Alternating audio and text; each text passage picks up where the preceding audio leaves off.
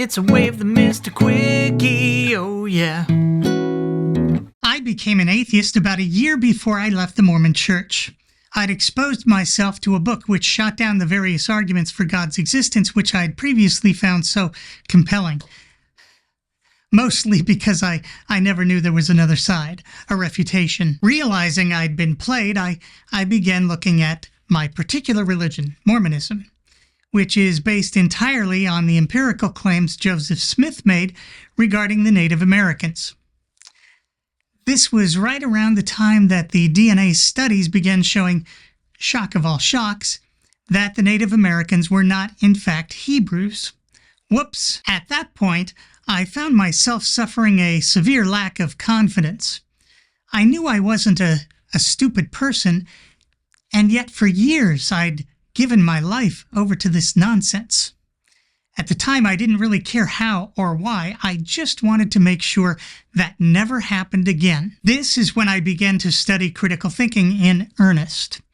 I'd recently become friends with Michael Shermer, who recommended Diane Halpern's Thought and Knowledge, which is still available today and still crazy expensive. That was the beginning of a journey which continues to this day of learning how to think, as opposed to what I'd learned as a Mormon, what to think. This is the easy and obvious part of what is now being referred to as deconstruction. When leaving your religion, it's not hard to realize how polluted your mind has become. It's quite obvious. The difficult part, the part that took me another 12 to 15 years, is realizing just how polluted my heart had become. Of course, I can only speak of the religions based on the tribal war god of Abraham. And even here I had the advantage of growing up in a religion without a hell and the idea of eternal conscious torment. Such notions often make you see everyone outside your faith as either a dupe of Satan or someone who knows the truth but suppresses it in righteousness. Neither is a good look for the rest of humanity. Neither even hint at empathy or understanding for others. On the downside, I grew up a member of an incredibly misogynistic religion where women knew their place, and that place was not one of equality.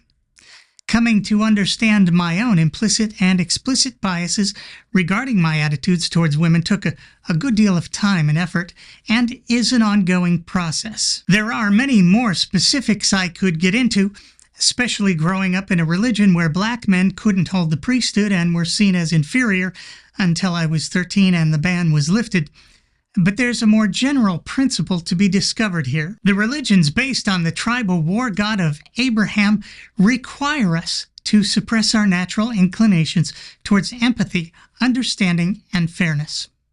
How else can you otherwise get good, decent people to see a story of genocide, of God killing everyone on the planet save 8, along with the vast majority of the animals in the world, as a story celebrating the just judgment of a good and loving God? Last month, we looked exclusively at Low Bar Bill Christian excusagist ordinaire William Lane Craig defending another form of genocide, where people were commanded to kill babies and, according to the story, did so happily.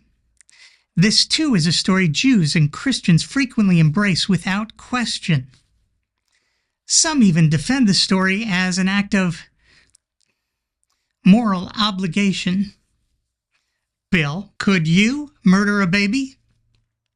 Could you murder your daughter if she didn't bleed on her wedding night? Could you kill a man for picking up sticks on the Sabbath?